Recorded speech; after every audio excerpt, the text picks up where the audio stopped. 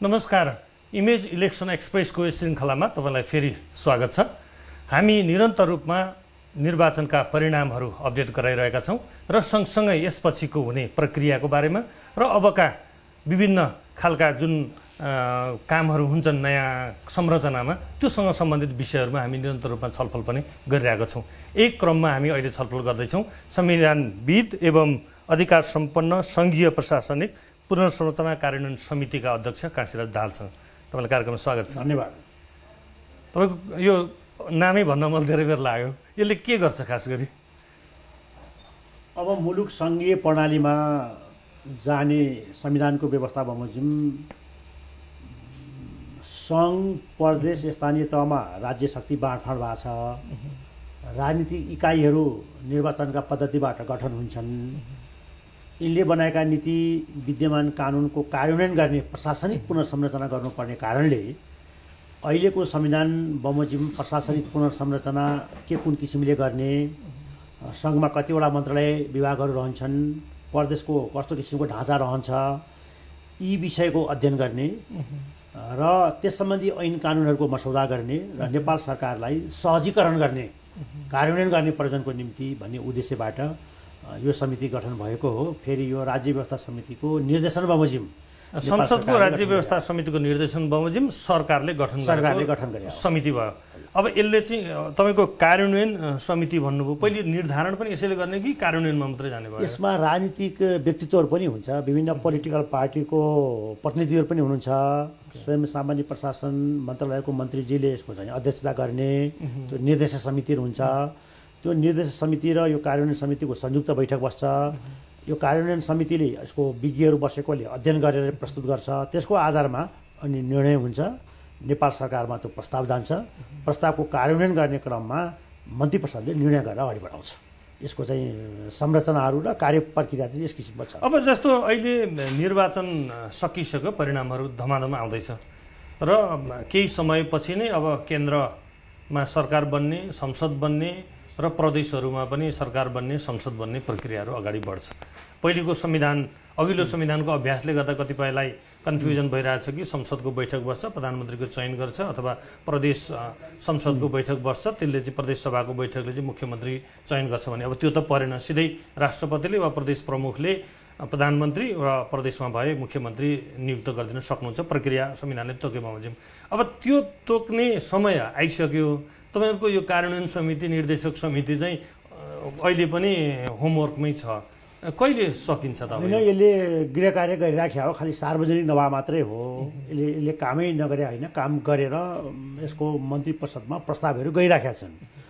अब अहिलेकै सरकारले गर्ने कि निर्वाचित सरकारले गर्ने भन्ने कुरा मात्रै कतिपय महत्त्वपूर्ण कुराहरू छन्। जस्तो उदाहरणको लागि मन्त्रालयको सङ्ख्या कति रहने भन्ने विषय विगतदेखि विभिन्न अध्ययनहरू भएको छन्। हिजोको एकीकृत एउटै किसिमको केन्द्रीकृत राज्य व्यवस्था प्रणालीमा पनि 18वटा भन्दा बढी मन्त्रालय चाहिँदैन भन्ने किसिमका अध्ययनहरू विगतमा पनि थिए। अहिले सङ्घीय प्रणालीमा गइसकेपछि कति मन्त्रालय रहने भन्ने कुरा, मन्त्रालयको सङ्ख्या नै संविधानमा तय छैन।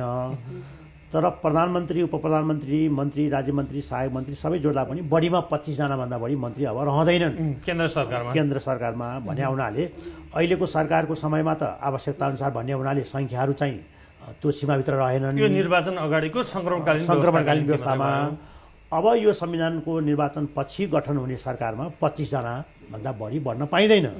यसको निम्ति कतिवटा मन्त्रालय रहने भन्ने कुरा त अध्ययन गरिराख्नु पर्यो। अन्य मुलुकको अनुभवको आधारमा पनि हाम्रो आवश्यकता संविधानको अनुसूचीले दिएका कामका आधारमा त्यसैले अध्ययन गरेर मन्त्रालयको सङ्ख्या पनि यसले प्रस्ताव गरेका छ।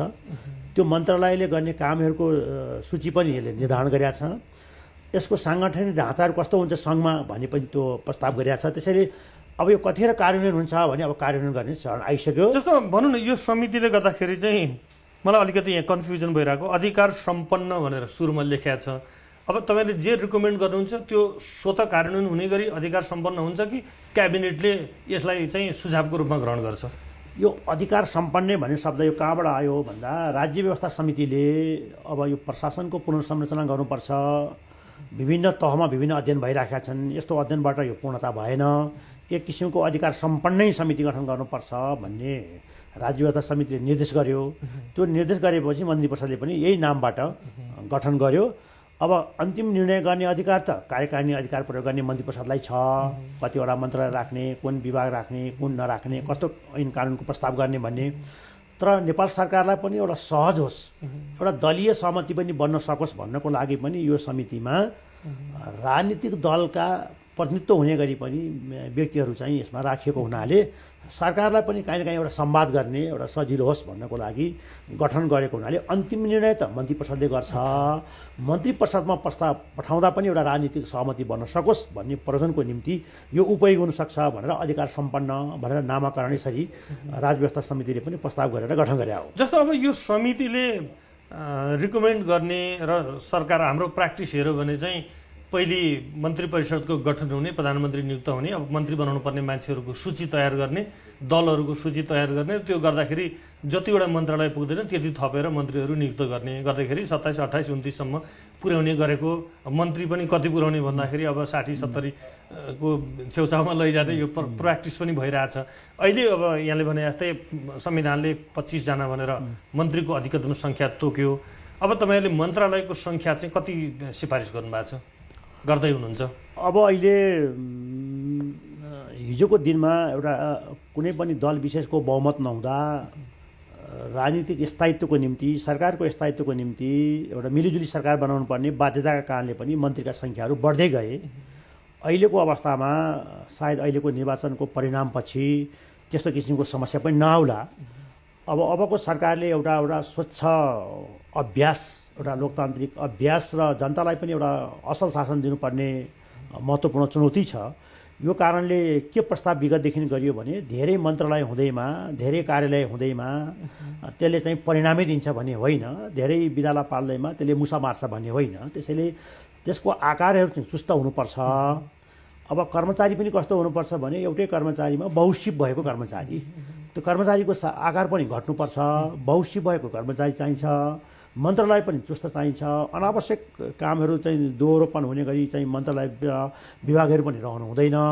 प्रदेशमा छुट्टै मन्त्रालय रहन्छन्, स्थानीय सरकारमा अलग्गै कार्यालयहरू निकायहरू हुन्छन् भनेपछि अब धेरै चाहिँदैन भनेर अझै मेरो अध्यक्षतामा गठन भएको 70 सालको प्रतिवेदनमा त 12वटा मन्त्रालय भएसँगमा पुग्छ भन्ने मेरो प्रस्ताव थियो, सुधार आएको प्रस्ताव थियो।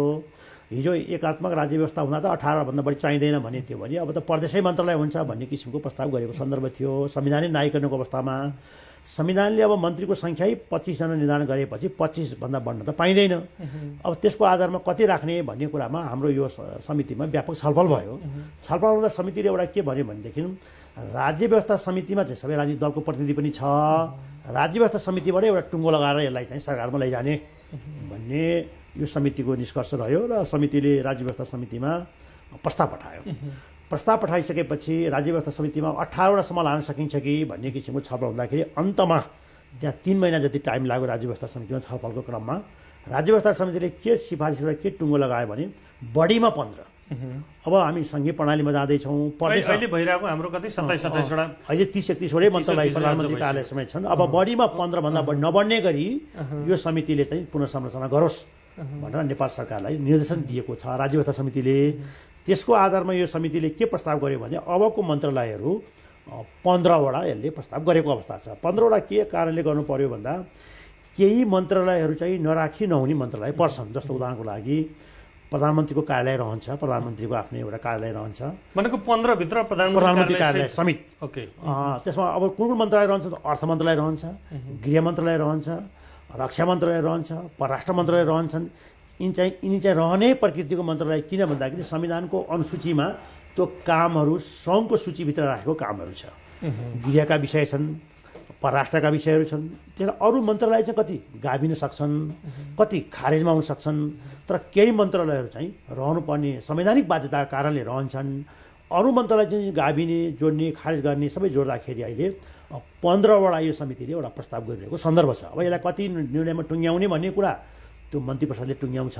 15 भित्र चाहिँ तपाईँहरूले नामदेखि अहिले भएका मन्त्रालयको रिस्ट्रक्चर गरेर कुन केमा कर्तव्य सहितको फेरिस्तै छ होइन त त्यसमा? अहिले यहाँले भन्नुभयो जस्तो 15वटा मन्त्रालयभित्र त्यसको नामाकरण पनि गरिया छ, सङ्ख्या 15 भनियो। तिनले गर्ने कार्यक्षेत्र पनि तोकिया छ। त्यो भित्र के विभाग रहन्छन्, कुन महाशाखा रहन्छन् भन्ने पनि त्यसमा प्रस्तावहरू छन्। त्यसैले चाहिँ यो 15वटा किन भनियो भन्दाखेरि राज्य व्यवस्था समितिले 15मा नबढाइकन भनेर त्यहाँ निर्देशन दिएको कारणले 15वटा, त्योभन्दा अगाडि 16वटा 18वटा पनि छलफल भइराखेको सन्दर्भ थियो। 15वटा हो।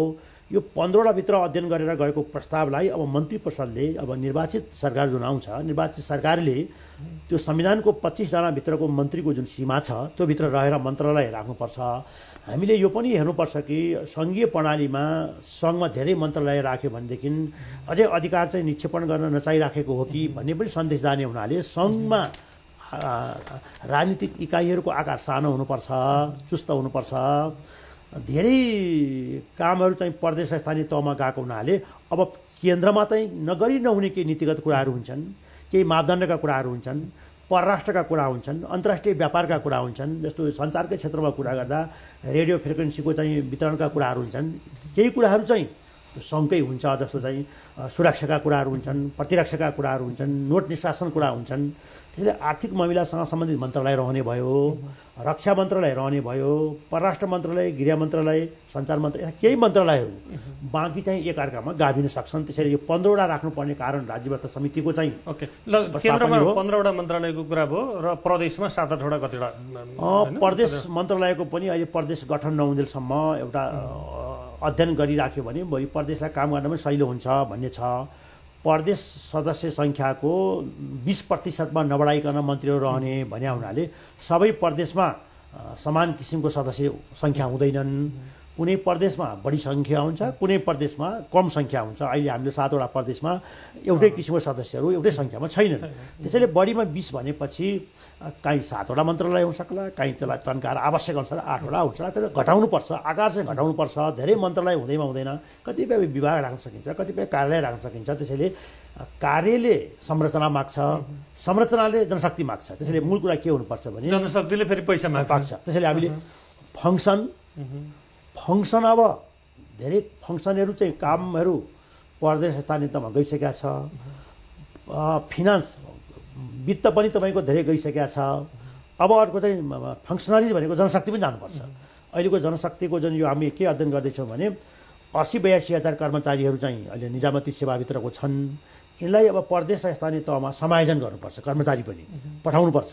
यो कारणले गर्दाखेरि अब हामीले के सोच साथ अगाडि बढ्नुपर्छ। अब अहिलेको सरकारको, अब नयाँ आउने सरकारको चुनौती के छ भने यो प्रशासनिक पुनर्संरचनामा एउटा मन्त्रालयको सङ्ख्या, मन्त्रालयको कार्यक्षेत्र, कर्मचारीको समायोजन गर्नुपर्ने यावत प्रशासनिक जुन चुनौतीहरू छन् यसमा के मनस्थिति राख्नुपर्छ भन्ने मलाई लाग्छ भने अन्य मूल्यको अनुभव र हाम्रो संविधानको व्यवस्थाअनुसार चाहिँ त्यो आकार चाहिँ मन्त्रालयको सानो हुनुपर्छ र संविधानको अनुसूचीलाई आधार मान्नुपर्छ। संविधानको अनुसूचीले सङ्घलाई जे काम भनेका छन् त्यो काम नगरी नहुने कामको लागि मन्त्रालय बस्नुपर्छ।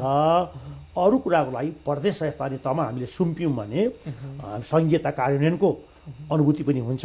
फेरि सबै मन्त्रालय हामीले सँगै राख्यौँ, केही पनि हामीले चाहिँ परिवर्तन गरिनौँ भनेदेखि संविधानले आत्मसात गरेको सङ्घीय प्रणालीको अनुभूति हुन सक्दैन। जस्तो अब भनौँ न, यसरी तपाईँले अहिले भने जस्तो कोर्सबाट जाँदाखेरि त अब यो त पिरामिड जस्तो भनौँ न, केन्द्र सानो हुँदै तल फराकिलो हुँदै जाने भयो।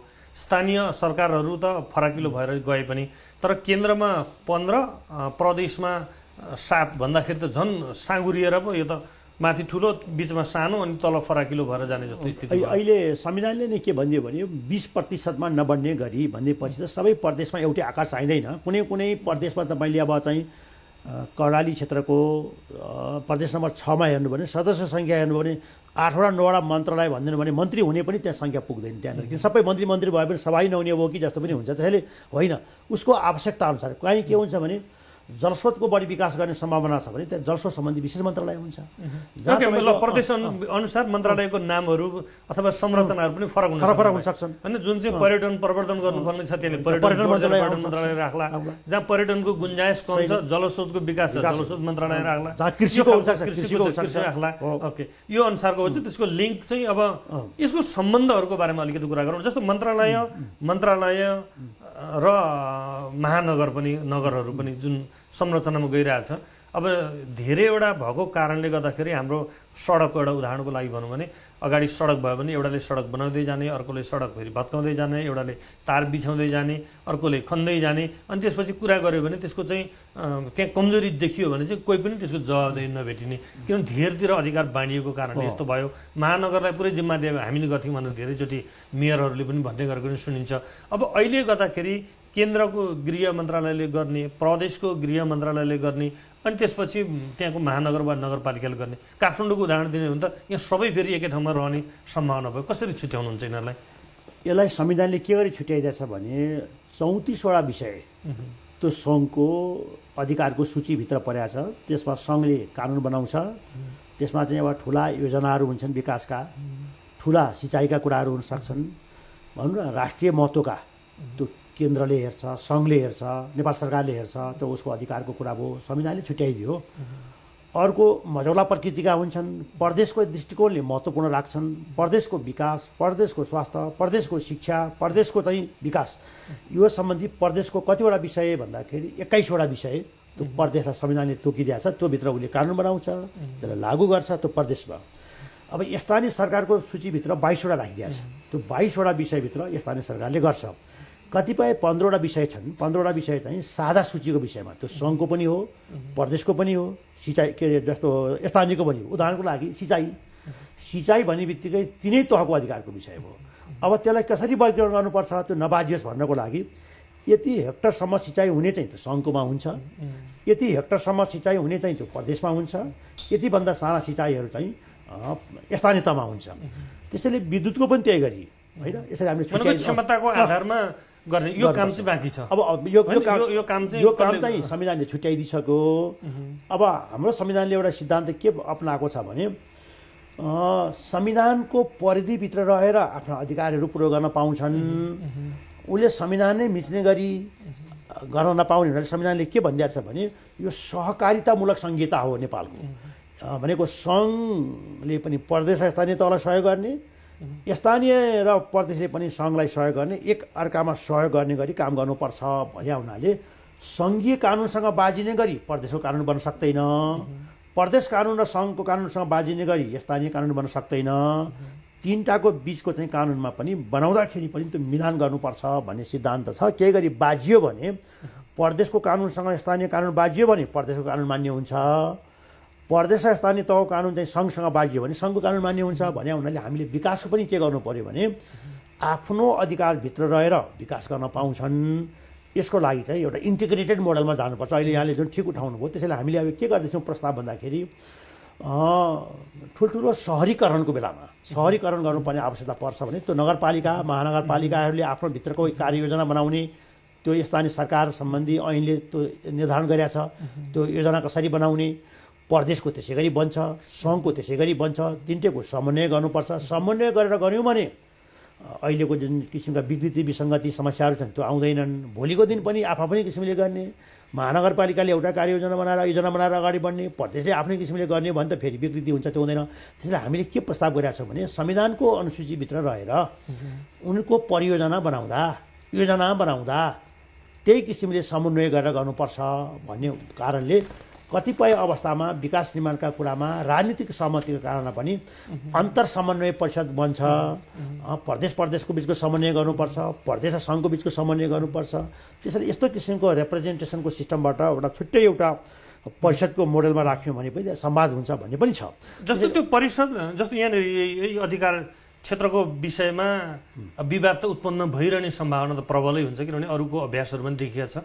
खास गरी जलस्रोतको सन्दर्भमा कतिमा देखियो, प्राकृतिक स्रोत साधनहरूमा बढी देखिने गरेको छ। यो खालको अवस्था आउँदाखेरि यहाँले भने जस्तो अर्को समन्वय परिषद भनेर जुन बनाएको छ, मुख्यमन्त्रीलाई पनि त्यही राख्ने, प्रधानमन्त्रीले हेड गर्ने खालको परिषदले गर्ने समाधान गर्ने कुरा कि यसको छिनोफानो अदालतमा जाने कुराहरू, संवैधानिक अदालतले व्याख्या गर्ने कुरा कसरी यसको निरूपण हुन्छ? हामीले दुई किसिमले के बुझ्नुपर्छ भने राजनीतिक प्रकृतिको विवाद छ भने त्यो राजनीतिक तहबाटै हुन्छ, यो परिषदको माध्यमबाट हुन्छ, प्रदेश सभाबाट यसले टुङ्ग्याउँछ। कतिपय स्थानीय तहका विवादहरू छन्, प्रदेशभित्रका विवाद छन् भने त्यो राजनीतिक प्रकृतिका छन् भने प्रदेश सभाले टुङ्ग्याउँछ। होइन सङ्घसँग जोडिएका विषय छन् भनेदेखि अन्तर परिषदले त्यसले टुङ्ग्याउँछ, तर कानुनी प्रश्नमा नि छन्। त्यो संवैधानिक प्रश्नमा छ, कानुनी प्रश्न छ, तिनटेका कानुनीहरू बाज्य कि बाज्यन् भने हेर्नुपर्ने छ भनेदेखि चाहिँ त्यो सर्वोच्च अदालतले हेर्छ, त्यो चाहिँ न्यायपालिकाले निरूपण गर्छ। त्यसले संवैधानिक प्रश्न हो कि कानुनी प्रश्न हो कि राजनीतिक प्रश्न हो भने पहिले छुट्याउनुपर्छ। राजनीतिक प्रश्न हो भने राजनीतिक निकायले गर्छन्, कानुनी प्रश्न हो भनेदेखि चाहिँ न्याय निकायले गर्छ भनेर संविधानमा छुट्याइदिएको छ। जस्तो हामीले अमेरिकामा हेऱ्यौँ भने अमेरिकामा के भन्छ भने प्राकृतिक स्रोतको बाँडफाँडका सम्बन्धी विवाद उठ्यो भने त्यहाँको सङ्घीय न्यायालयले हेर्छ, सुप्रिम कोर्टले भन्ने हुनाले त्यहाँ प्राकृतिक स्रोतका एउटा राज्यबाट अर्को राज्यमा पानीका बाँडफाँडका विषयहरू छन्, अहिले पनि छन्। ती मुद्दाहरू चाहिँ सर्वोच्च न्यायालयले टुङ्गो लाउँछ। भारतमा पनि यसरी विभिन्न ट्रिब्युनलहरू छन् पानीका विवादहरू हेर्ने। हामीले चाहिँ के भन्यौँ भने राजनीतिक प्रकृतिको छ भने त्यो राजनीतिक तहबाट समाधान हुन्छ। त्यो संवैधानिक र कानुनी प्रश्न निहित भएको विषय छ भने त्यो अलगबाट निरूपण हुन्छ, सर्वोच्च अदालतबाट निरूपण हुन्छ। यो सम्बन्ध चाहिँ जुन सङ्घीय प्रणाली अब हामी पहिलोचोटि अभ्यास गर्दैछौँ, संविधानमा लेख्ने र अरू राजनीतिक दस्तावेजमा लेख्ने, नारामा दिने त एउटा कुरा, अभ्यासमा गएपछि त धेरै त्यसका चुनौतीहरू पनि हामीले भोग्नुपर्ने अवस्था पक्कै पनि होला। त्यो जाँदाखेरि चाहिँ अब नेपालको सङ्घीय प्रणाली, अघि यहाँले अलिकति त भन्नुभयो सहकारिताको चाहिँ मोडलमा हामी छौँ भनेर, अब केन्द्र, प्रदेश र स्थानीय गर्दाखेरि तीन तहको शासकीय जुन प्रणाली छ यो यसको हायरार्किकल बेस्ड नै हो कि यो कस्तो हो? यो सम्बन्ध केन्द्रले अर्डर गरेपछि प्रदेशले मान्नुपर्ने, प्रदेशले अर्डर गरेपछि स्थानीयले मान्नुपर्ने हो कि एउटा प्रश्न। सँगसँगै जोडेर अर्को चाहिँ के भन्दाखेरि कतिपय संविधानमा भएका अरू ऐन नियममा गरेका व्याख्याहरू हेर्दाखेरि चाहिँ स्थानीय तह सिधै केन्द्रसँग पुग्न सकिने बाटाहरू पनि खोलिदिएको छ। यसले गर्दाखेरि अब त्यो प्रदेश चाहिँ माइनस भएर जाने, केन्द्र र स्थानीय चाहिँ एकैचोटि सम्बन्ध हुने, यी सम्बन्ध पनि कतिपय राजनीतिक सम्बन्धको आधारमा निर्धारण हुने होलान्।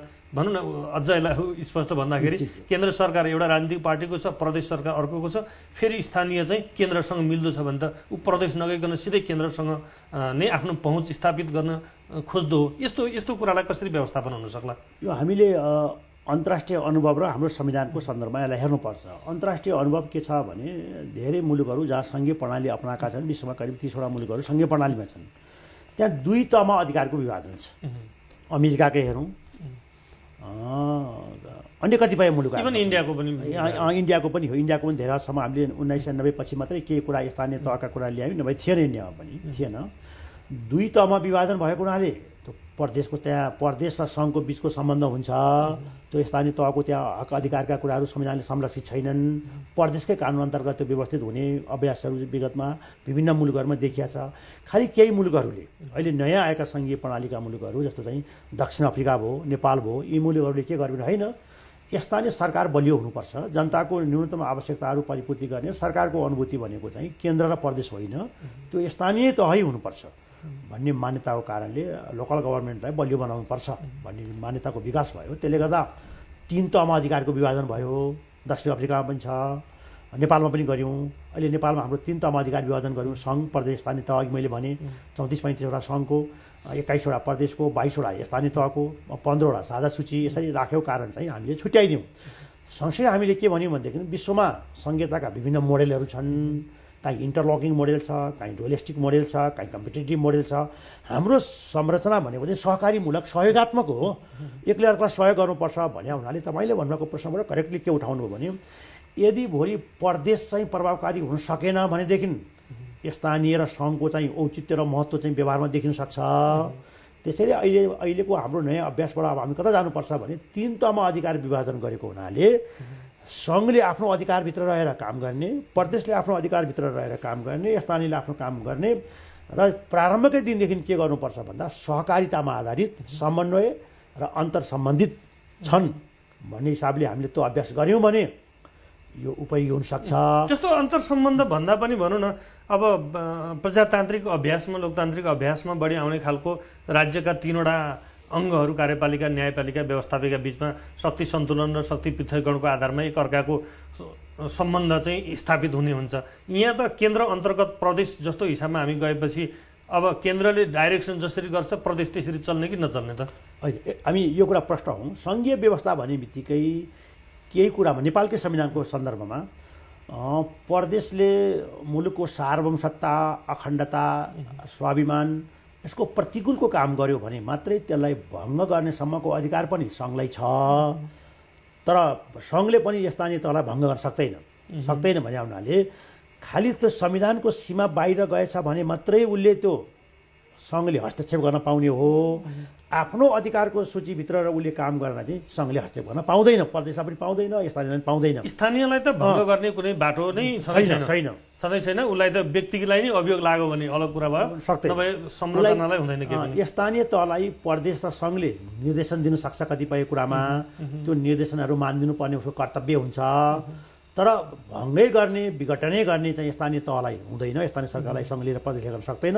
प्रदेशलाई चाहिँ हाम्रो किसिमको चाहिँ जुन किसिमको भूबनौट छ, जुन किसिमको अवस्था छ, त्यसलाई मध्यनजर गरेर संविधान निर्माताहरूले के राखेका छन् भने खास अवस्था विद्यमान भयो, मुलुकको राष्ट्रियता, मुलुकको चाहिँ एकता, मुलुकको सार्वभौमता अखण्डतामा प्रतिकूल प्रभाव पार्ने काम भएको छ भनेदेखि त्यो बेला भङ्ग गरेर विघटन गरेर फेरि नयाँ निर्वाचन गराएर त्यसलाई चाहिँ यथावत रूपमा ल्याउने। भनौँ केन्द्र सरकारलाई लाग्यो कि तलको प्रदेशको सरकारले शान्ति अमन चाहिँ त्यहाँ चाहिँ एकदम भङ्ग भयो, दङ्गा हुन थाल्यो, कन्ट्रोल गर्न सकेन भने त्यसलाई भङ्ग गरिदिएर केन्द्रले डाइरेक्ट गर्न सक्छ। त्यति मात्रै होइन, वस्तुगत केही आधारहरू हुनु पर्यो। वस्तुगत आधारहरू तपाईँ भोलि अदालतमा पनि जान्छ मुद्दाहरू, त कानुनी प्रश्न संवैधानिक प्रश्न अदालतबाट निरूपण हुन्छ।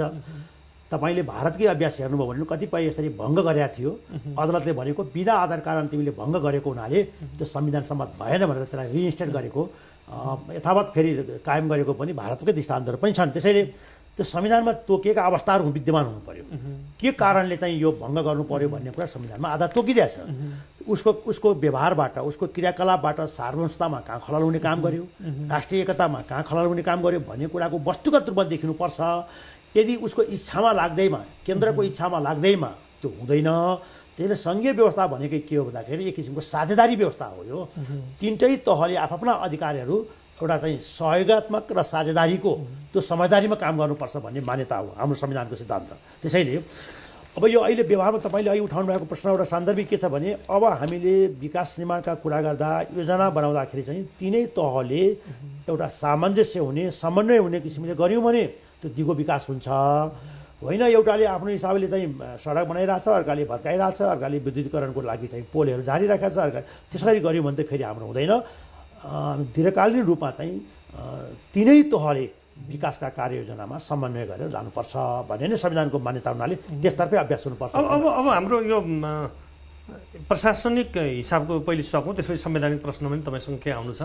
जस्तो प्रशासनिक हिसाबमा जाँदाखेरि चाहिँ अब राजनीतिक प्रणालीको सेटअप आफ्नो हिसाबमा हुने भयो। केन्द्रको व्यवस्थापिका संसद मतलब सङ्घीय संसद भन्ने जुन छ, त्यो सङ्घीय संसद प्रतिनिधि सभा र राष्ट्रिय सभाको मिलेर बन्ने निर्वाचनपछि सेटअप भइहाल्छ, त्यसले सरकार बनाउँछ आफ्नो हिसाबमा। प्रदेशमा प्रदेश सभा बन्छ, त्यसले सरकार बनाउँछ।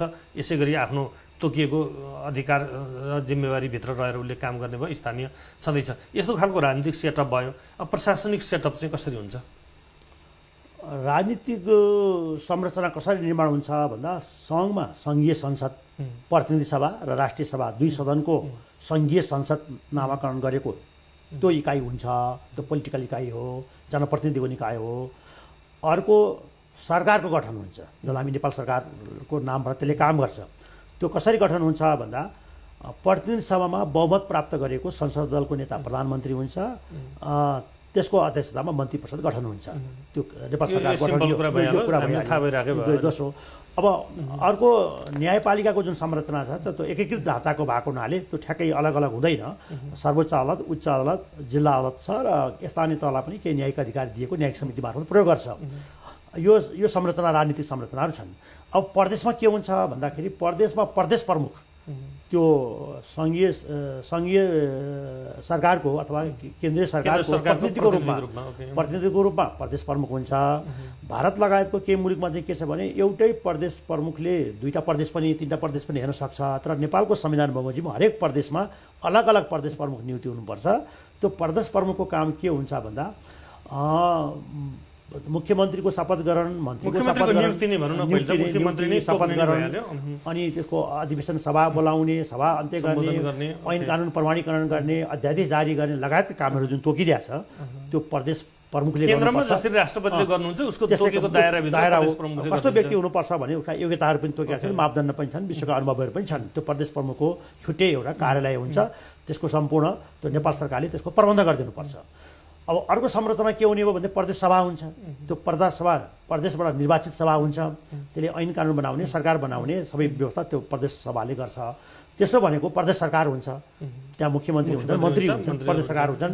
अब स्थानीय तहमा पनि त्यही हो, गाउँ सभा हुन्छ, नगरसभा हुन्छ, गाउँ कार्यपालिका, नगरपालिका हुन्छ।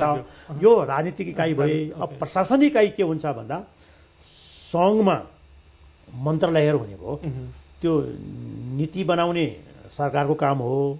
त्यो नीति अनुसारको चाहिँ विधेयक तयार गरेर सभामा पेश गर्ने काम पनि सरकारको भएको हुनाले त्यो प्रशासनिक संरचना चाहियो। त्यहाँ प्रधानमन्त्री तथा मन्त्री परिषदको कार्यालय चाहियो, अन्य मन्त्रालयहरू चाहिए, त्यस अनुसारका विभागहरू चाहिए, विभिन्न संविधानले व्यवस्था गरेका विभिन्न संवैधानिक आयोगहरू छन्। त्यो आयोगहरूको संरचना अन्तर्गत पनि काम गर्नलाई प्रशासनिक कर्मचारीहरू चाहिए। अब मुख्य सचिवदेखि सचिव विभिन्न पदका व्यक्तिहरू चाहिँ विभिन्न तहमा रहने भए। अधिकांश अहिले जे अभ्यास गरिरहेको छ केन्द्रमा त्यो अभ्यास हुन्छन्, त्यो रहिरह्यो। प्रदेशमा पनि त्यस्तै हुने भयो। प्रदेशमा पनि त्यही किसिमको चाहिँ मन्त्रालय हुन्छन्, त्यही किसिमका कार्यालय हुन्छन्, प्रदेशको लोकसेवा आयोग हुन्छ, प्रदेशका अन्य आयोगहरू हुन सक्छन्, स्थानीय तहमा पनि त्यही हुन्छन्। अब कर्मचारीको चाहिँ प्रशासनिक पुनर्संरचना कसरी हुन्छ भन्दाखेरि हामीले अहिले 2-3 किसिमले गर्नुपर्छ। एउटा अहिले भइरहेको जुन कर्मचारी छ, निजामती सेवामा कार्यरत कर्मचारीहरू अहिले 80-82 हजार कर्मचारी छन्। त्यसलाई संविधानको व्यवस्था अनुसार 3 तहमा त्यो समायोजन हुन्छ। सङ्घमा केही कर्मचारी बस्छन्, केही प्रदेशमा जान्छन्, केही स्थानीय तहमा समायोजन हुन्छन्। यो कसरी समायोजन हुन्छन् भन्ने सम्बन्धमा पनि कानुन बनिसकेको छ। कर्मचारी समायोजन सम्बन्धी ऐन पास भइसकेको छ। त्यसले कर्मचारीलाई उसको नोकरीको ज्येष्ठताको आधार, सङ्घ प्रदेश स्थानीय तहमा कहाँ रोजाउने उसलाई रोज्न दिने र उसको चाहिँ बसोबास नागरिकताको आधारबाट पनि हेरेर खुलेन भने 3टा आधारबाट उसलाई समायोजन गर्ने। समायोजन गर्दाखेरि चाहिँ निश्चित अवधि उसले त्यो क्षेत्रमा बस्नै पर्छ र त्यो तहमा चाहिँ बढुवा भएको छैन भने फेरि पनि त्यो सरुवा हुनसक्छ। उसको वृत्ति विकासलाई चाहिँ अवरुद्ध नगर्ने भने के लचिलोपनका व्यवस्थाहरू जस्तो भनेको एकछिनमा फेरि यसमा क्लियर हुनलाई निजामती सेवा भनेपछि तपाईँ देशभरिको निजामती सेवा एउटै बनाउनुहुन्छ कि सङ्घीय निजामती सेवा, प्रदेश निजामती सेवा भनेर अलग अलग हुन्छ? यसलाई पहिले यसरी बुझौँ। संविधानको धारा 285ले के व्यवस्था गरेको छ भने एउटा सङ्घीय निजामती सेवा हुन्छ, अरू अन्य सरकारी सेवा पनि हुन्छ सङ्घमा। एउटा निजामती हुन्छ, अन्य सरकारी सेवा पनि हुन्छ सङ्घमा। प्रदेशमा पनि प्रदेश निजामती सेवा हुन्छ, स्थानीय तहमा पनि स्थानीय सेवा अलगै हुन्छ। 3 तहको अलगै अलग हुन्छ। तर त्यसको के छ व्यवस्था भने निश्चित मापदण्डहरू चाहिँ एउटा सङ्घीय कानुन बमोजिम निर्धारण हुन सक्छ भन्ने छ। जस्तो लोकसेवाको प्रक्रियाबाट त्यो चाहिँ पूर्ति हुनुपर्छ। त्यो लोकसेवाको प्रक्रिया नभइकन पूर्ति हुन सक्दैन। त्यो लोकसेवा आयोग भनेको त अहिलेको लोकसेवा आयोग एउटै मात्रै हुन्छ कि सङ्घमा पनि प्रदेशमा पनि लिएर जान सकिन्छ? सङ्घमा जस्तै सङ्घीय लोकसेवा आयोग चाहिँ सङ्घमा रहने भयो, अलग अलग प्रदेशमा अलग अलग लोकसेवा आयोग भनेको प्रदेश सेवा अलगै हुन सक्ने भयो भनौँ न। यसरी बुझौँ न, प्रदेशमा अलग अलग प्रदेश लोकसेवा आयोग हुन्छ। त्यो प्रदेश लोकसेवा आयोगले कुन मन्त्रालय कुन निकायलाई कति कर्मचारी चाहियो, कुन तहलाई त्यहाँ विज्ञापन आउँछन्, त्यो विज्ञापन अनुसार पूर्ति गरिदिने काम चाहिँ प्रदेश लोकसेवा आयोगले सिफारिस गर्छ, नियुक्ति कार्यपालिकाले गरिदिने नियुक्ति गर्छ। स्थानीय तहमा पनि त्यसै गरी जान्छन्। त्यो स्थानीय तहमा जाने कर्मचारीहरू पनि कुनै न कुनै लोकसेवाको विधि प्रक्रियाबाट जानुपर्छ। अहिले पहिलो चरणमा चाहिँ समायोजन भइरहेको कर्मचारीलाई तिनै तहमा समायोजन गर्नुपर्ने भन्ने संविधानको धारा 302 मा लेखेको हुनाले अहिले मैले फेरि समायोजन भनेको बुझिरहेको छु नि सरसँग। फेरि मैले सोधेँ, समायोजन भनेको चाहिँ निजामती सेवा जुन 80,000 प्लसको निजामती सेवा जुन छ, यो निजामती सेवालाई प्रदेश 1 मा यति उसमा भनेर पोस्टिङ मात्रै कर्मचारी गर्न लागेको हो कि उनीहरूलाई चाहिँ त्यो सेवाबाट अर्को सेवामा ट्रान्सफरै गर्न लागेको हो? मिल्दोजुल्दो पदमा जान्छ। यसलाई यसरी के बुझौँ त्यो? अनि त्यो एउटा प्रदेशबाट अर्को प्रदेशमा सरुवा हुँदो रहेछ भने यो अब सङ्घीय भन्ने मैले बुझ्दाखेरि अब यसरी बुझौँ है। अहिले भइरहेको कर्मचारीहरू त्यो सङ्घीय पनि होइन, त्यो प्रदेश पनि होइन, स्थानीय पनि होइन। त्यो पुल दरबन्दीमा छ भने सम्झौँ, किनभने हिजोको कर्मचारी अब त्यो सङ्घको पनि होइन। अब त्यो पुल दरबन्दीमा भएका 80-82 हजार जो निजामती कर्मचारी छन्, त्यो निजामती कर्मचारीभित्र अहिले हामीले स्वास्थ्य सेवाका कर्मचारी, निजामती सेवा ऐनका कर्मचारी, संसद सेवाभित्रका कर्मचारी, यो 3 किसिमका कर्मचारीलाई समायोजन गर्ने भन्ने कानुन छ। त्यो कर्मचारीहरू कहाँ जान्छन् त भन्दा केही प्रतिशत कर्मचारीहरू सङ्घमा रहन्छन्। त्यो दरबन्दीहरू कुन कुन रहन्छन् यहाँ होइन, कतिवटा मन्त्रालय रहने भयो भने 15वटा रहने भयो भने 15वटा सचिव रहलान्, मुख्य सचिव रहलान्, सहसचिव रहलान्। सङ्घमा रहँदा चाहिँ त्यो श्रेणीगत रूपमा रहन्छ। प्रदेश र स्थानीय तह जान्छ, तहगतमा जान्छ। अब अब त्यही कर्मचारी कहाँ जाने भयो? अब अहिले 80-82 हजार मध्ये प्रदेश सरकारको मन्त्रालयमा बस्दाखेरि हैन, प्रदेश 1 नम्बर प्रदेशको गृह मन्त्रालयको सचिव छ भने सचिव के नाम यस्तै राखिन्छ, सचिवै राखिन्छ भने त्यो सचिव चाहिँ फेरि यता केन्द्र सरकारको गृह मन्त्रालयको सचिवमा पनि आउन सकिने चान्सेस चाहिँ रहिरहने नि भयो। अहिलेलाई एउटा सबै कर्मचारीको उच्च मनोबल पनि बढोस्, हिजोको व्यवस्था अनुसार नियुक्ति भएका कर्मचारीलाई निश्चित अवधि त्यहाँ बसेको छ भने त्यसलाई आउन जान दिने भन्ने के खुकुलो अहिले चाहिँ समायोजनको पहिलो चरणमा एक किसिमले भन्दाखेरि पोस्टिङ नै अलमोस्ट पोस्टिङको हिसाबमा, तर त्यसलाई चाहिँ निर्देशन गर्ने वृत्ति विकासको अवसर गर्ने चाहिँ सम्बन्धित प्रदेशको सरकारलाई छोडिदिएर गरिने भयो। अब हामीसँग थोरै समय भयो, अलिकति बटुङ्गिहालौँ। जस्तै कोही गाउँपालिकामा समायोजन हुन्छ, कोही नगरपालिकामा समायोजन हुन्छ, त्यसको चाहिँ तह हुन्छ, कुन तहसम्म त्यो कर्मचारी जान्छ, कुन तहको कर्मचारी हो, श्रेणीको कर्मचारी हो भन्ने त्यहाँ उसले काम गर्नुपर्छ र त्यहीँ उसको प्रमोसन भइसकेको छ भने त्यो आउनु पाउँदैन, उसको वृत्ति विकास ती बन्द भयो। त्यहाँ भएको रहेनछ भनेदेखि चाहिँ ऊ चाहिँ आउन जान बाटो उसको खुला हुन्छ। उसको मनोबल बढाउने प्रयोजनलाई राखेको व्यवस्था हो। यस सम्बन्धी चाहिँ नियावली बन्दैछ। अब नियावलीले चाहिँ कुन तहमा कुन पदमा कसरी समायोजन हुन्छ भन्ने कुराको त्यसले स्पष्ट गर्न बाँकी छ, केही दिनमा टुङ्गिँदैछ। यो चाहिँ भयो अब समायोजनको कुरा, यो चाहिँ भयो अधिकार सम्पन्न सङ्घीय प्रशासनिक पुनर्संरचना कार्यान्वयन समितिका अध्यक्षसँगको इन्टरभ्यू। यो अलिकति संविधानविदसँगको इन्टरभ्यू मलाई बाँकी छ, थोरै समय मात्रै। अहिले जस्तो अब प्रदेश प्रमुख नियुक्त गर्न बाँकी छ, प्रदेशको राजधानी तोक्न बाँकी छ र नयाँ सरकार बनाउन हतार हुने बेला भइसक्यो। किनभने रिजल्ट आउने बित्तिकैदेखि उसको सरकारलाई तुरुन्तै फर्म गर्नुपर्छ, उसलाई पार्लियामेन्ट पर्खिरहनु परेन। मुलुकमा अब यही किसिमले केयरटेकर अवस्थालाई लामो समय राख्न कहीँ पनि उपयुक्त हुन्न। अबको प्रोसेस तपाईँको विचारमा के गरी जान्छ? कहिलेसम्ममा सरकार बन्न सक्ने हुन्छ? अहिलेको सरकारले, यो वर्तमान सरकारले जुन भनौँ न प्रदेश प्रमुखको नियुक्ति नभइरहेको, राजधानी नतोकिएको अवस्थामा उसले के सहयोग गर्न सक्छ भन्ने कि अथवा काम गर्न सक्छ? अलिकति बताइदिनुहोस् न। अब निर्वाचन सम्पन्न भएर जुन किसिमको परिणाम आइसकेका छ, लोकतन्त्रमा निर्णायक भनेको जनता हुन्छन्। जनताको मतलाई सबैले सम्मान गर्नुपर्छ राजनीतिक दलहरूले।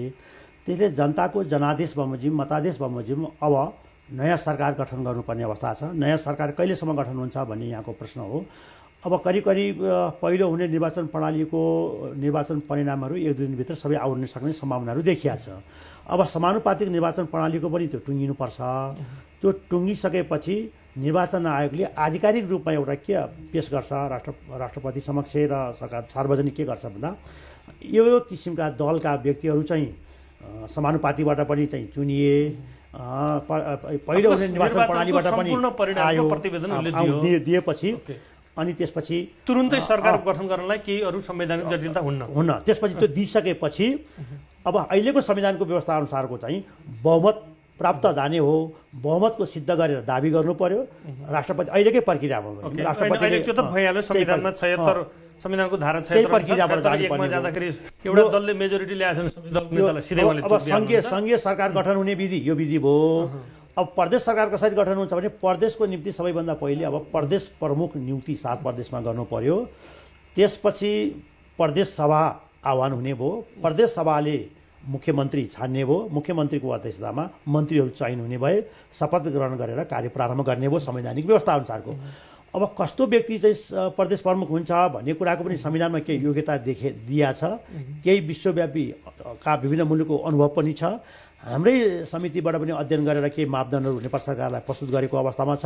अब एउटा राजनीतिक सहमतिको आधारमा कमसेकम मेरो आग्रह यो 5 वर्षसम्म अब नियुक्ति हुने व्यक्तिले एउटा नयाँ अभ्यास गर्न गरी एउटा राम्रो नजिर बनाउनको निम्ति अहिलेको सरकार, अब भोलि बन्ने सरकारका राष्ट्रिय तहका नेतृत्वहरू बसेर एउटा टुङ्ग्याएर राम्रो किसिमको अभ्यासमा हामीले लान सक्यौँ भने त्यो चाहिँ स्वस्थकर अभ्यास हुन्छ।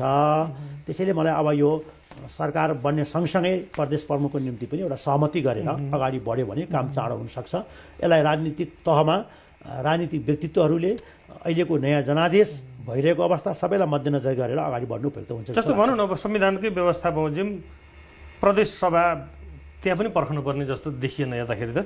प्रदेश प्रमुखले प्रदेश सभामा बहुमत प्राप्त संसदीय दलको नेतालाई मुख्यमन्त्री नियुक्त गर्नेछ भनेपछि त्यहाँ पनि सिधै जुन यो ढाँचामा हुने भयो त्यही ढाँचामा त्यो चाहिँ के हुन्छ भने प्रदेश त्यो चाहिँ सिद्ध गर्नुपर्छ। खालि औपचारिकताको लागि हामीले व्यावहारिक राजनीतिक दृष्टिकोणबाट प्रश्न देख्छौँ, तर सिद्ध गर्ने ठाउँ प्रमाणित गर्ने थलो कहाँ हुन्छ भने प्रदेशको निम्ति प्रदेश सभा हो, सङ्घको निम्ति चाहिँ व्यवस्थापिका सङ्घीय संसद। यसमा संसदीय एउटा चाहिँ अब एब्सोल्युट मेजोरिटी कुनै पार्टीको छ भने त्यसले स्वतः गर्ने भयो, छैन भने हाउसमा गएर 30 दिनभित्रमा त ल्याउने भयो होइन।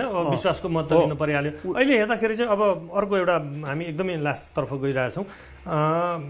जुन प्रदेश प्रमुख र राजधानी तोकिन बाँकी छ, पहिलेको कुरा सुन्दाखेरि चाहिँ यो निर्वाचनको अब व्यस्तता भन्ने हो कि निर्वाचनको अब प्रभाव भन्ने हो होइन, त्यो आधारमा चाहिँ प्रधानमन्त्रीज्यूले चाहिँ अथवा मन्त्री परिषदले यो निर्णय गर्न बाँकी रह्यो, यो सक्ने बित्तिकै गरिन्छ भनिएको थियो। त्यसपछि कतिपय फेरि प्रश्नहरू आयो कि अब म्यान्डेट त लुज भइसकेको, सरकारले गर्न मिल्दैन, नयाँ सरकार पर्खनै पर्छ भन्ने भयो। नयाँ सरकार पर्खँदाखेरि टाइम लाग्छ भन्ने अर्को खालको तर्क पनि आइरहेछ। यसमा तपाईँ के भन्नुहुन्छ? यसलाई संविधानको धारा 88ले के व्यवस्था गरिदिएको छ भनेदेखि प्रदेश सभाको 2/3 सदस्यले प्रदेशको राजधानी तोक्न सक्ने अधिकार चाहिँ प्रदेश सभालाई छ। त्यो प्रदेश सभाले नतोकेसम्म, त्यो नआएसम्मको लागि नेपाल सरकारले कार्य सञ्चालनको लागि कुनै स्थान तोक्न सक्ने छ भन्ने छ। नेपाल सरकारले पहिले नै तोक्न सक्थ्यो, अहिलेसम्म तोकेको अवस्था छैन। अब नतोकी नहुने अवस्था कहिले पर्न सक्छ भन्दा त्यही सुरुका दिनहरूमा पहिलो प्रदेश सभाको पहिलो बैठक कहाँ बस्ने हो, प्रदेशको चाहिँ प्रमुख कहाँ रहने हुन् भन्ने केही काम गर्ने प्रयोजनको लागि सरकारले तोक्नुपर्छ। तोकेपछि त अनि प्रदेश सभाले निर्णय गरेर राजधानी कहाँ रहन्छ भन्ने कुराको उसले विभिन्न आधारबाट उसले निर्णय गर्छ, उसलाई अधिकार छ। त्यसैले अहिलेको अवस्थामा पहिलो बैठक कहाँ बस्ने भन्ने स्थान चाहिँ नेपाल सरकारले तोकिदिनुपर्छ भने। मैले त्यसमा अझ स्पेसिफिक भने त्यो चाहिँ अहिले सम्माननीय प्रधानमन्त्री शेरबहादुर देउवाको मन्त्री परिषद जुन छ त्यसले तोक्न सक्ने हो कि अब यसपछिको नयाँ म्यान्डेट बमोजिमको सरकार पर्छ? त्यो त राजनीतिक सहमतिबाट नेपाल सरकारले तोक्ने हो। नेपाल सरकारको सम्बन्धमा अब नेपाल सरकार अहिलेकै सरकारले पनि अब आउने सरकारहरूसँग राजनीतिक दलको शीर्ष नेतासँग सल्लाह गरेर गर्दा पनि हुन्छ। होइन, यसलाई अब चाहिँ नयाँ जनादेश आएको सरकारले नयाँ जनादेश बमोजिम गर्छ। अब यो चाहिँ किनभने म जान लागेको सरकारले यो कुरा गर्दिनँ भन्न पनि सक्ने हुनाले प्रधानमन्त्री र राजनीतिक दलहरूको चाहिँ नेतृत्वको बिचमा छलफल गरेर टुङ्ग्याउने विषय हो यो। प्रदेश प्रमुखको नियुक्ति पनि, प्रदेश प्रमुखको नियुक्तिको पनि यसरी टुङ्ग्याउने, प्रदेशको सेवा सञ्चालन गर्ने स्थान पनि यसरी टुङ्ग्याउने। अब अहिलेको निर्वाचन पछिको सरकार चाहिँ करिब करिब चाहिँ एउटा केयरटेकरको गभर्मेन्टको रूपमा गइसकेको हुनाले अब चाहिँ नयाँ जनादेश बमोजिमका कामहरू गर्नको लागि एउटा राजनीतिक सहमतिबाट गर्नु चाहिँ हाम्रो यो इन्टरभ्यूको समय सकिन लाग्दा एउटा ब्रेकिङ पनि आइरहेछ। हामी एउटा ब्रेकिङ हेरौँ।